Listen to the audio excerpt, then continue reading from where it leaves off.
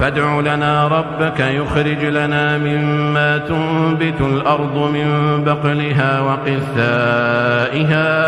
وقثائها وفومها وعدسها وبصلها. قال أتستبدلون الذي هو أدنى بالذي هو خير؟ اهبطوا مصرا فإن لكم ما سألتم وضربت عليهم الذلة والمسكنة وباءوا بغضب من الله، ذلك بأنهم كانوا يكفرون بآيات الله ويقتلون النبيين بغير الحق، ذلك بما عصوا وكانوا يعتدون. إن الذين آمنوا والذين هادوا والنصارى والصابئين من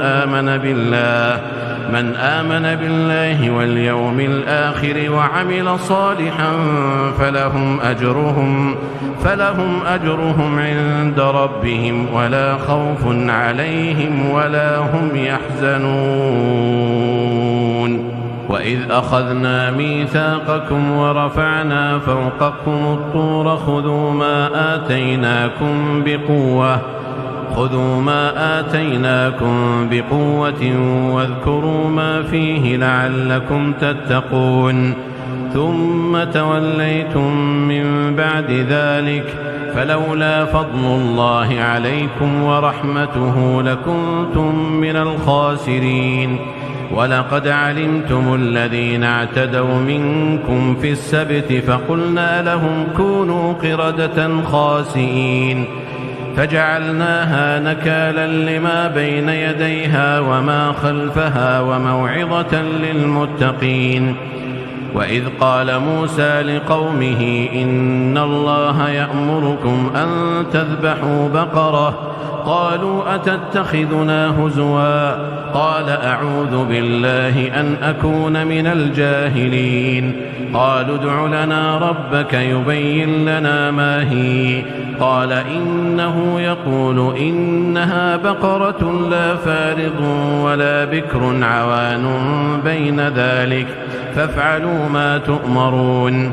قالوا ادع لنا ربك يبين لنا ما لونها قال إنه يقول إنها بقرة صفراء فاقع لونها تسر الناظرين.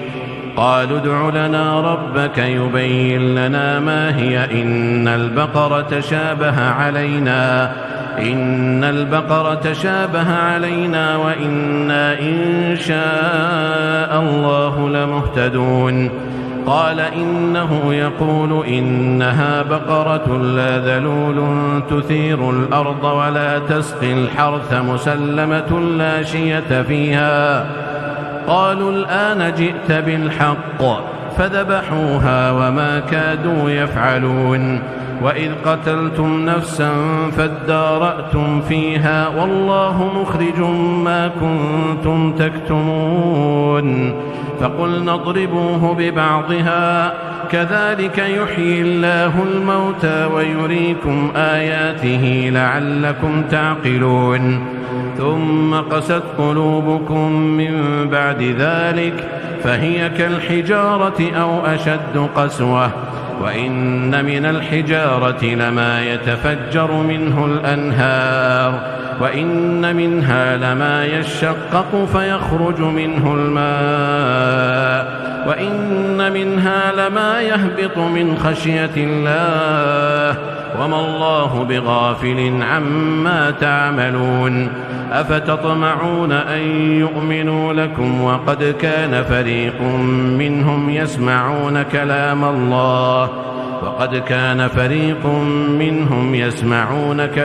الله ثم يحرفونه من بعد ما عقلوه وهم يعلمون.